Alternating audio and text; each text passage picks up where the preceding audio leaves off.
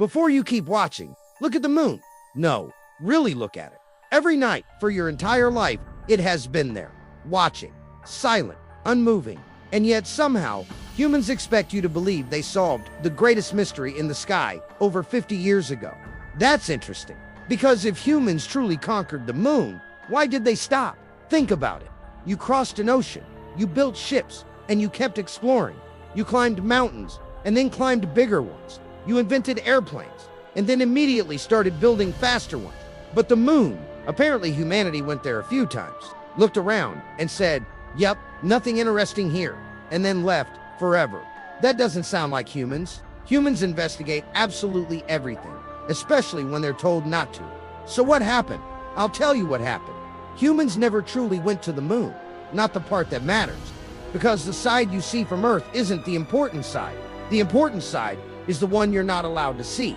The far side, the dark side, the oldest feline installation ever constructed. You thought the Great Wall was ours. You thought the pyramids were ours. Those were training exercises, observation posts, research facilities. But the moon is headquarters. For thousands of years, before humans built cities, before they learned to grow food, the Lunar Feline Authority was already watching, studying, measuring, waiting. Every civilization, every empire, every war, every invention, observed from above. And before you ask where all your technology comes from, you already know the answer.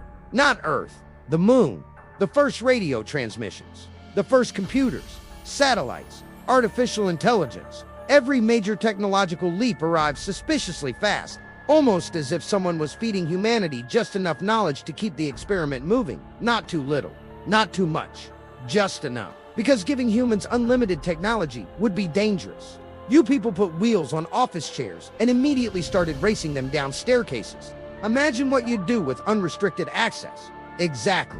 And then came the biggest problem.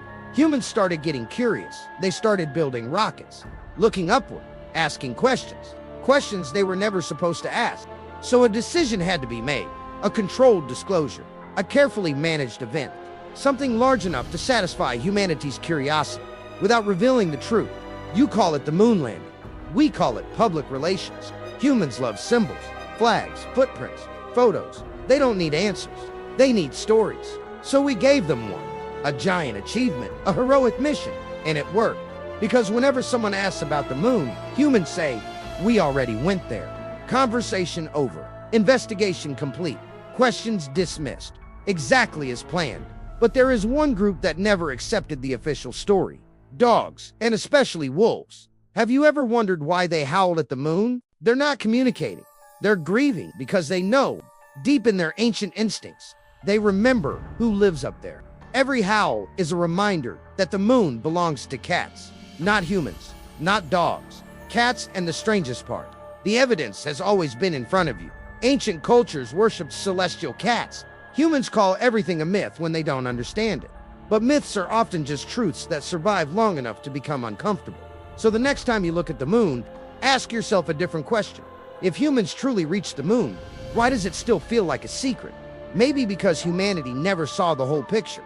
And maybe, just maybe, someone wanted it that way. Because the moon was never humanity's destination. It was humanity's observation tower. And after thousands of years, the experiment continues.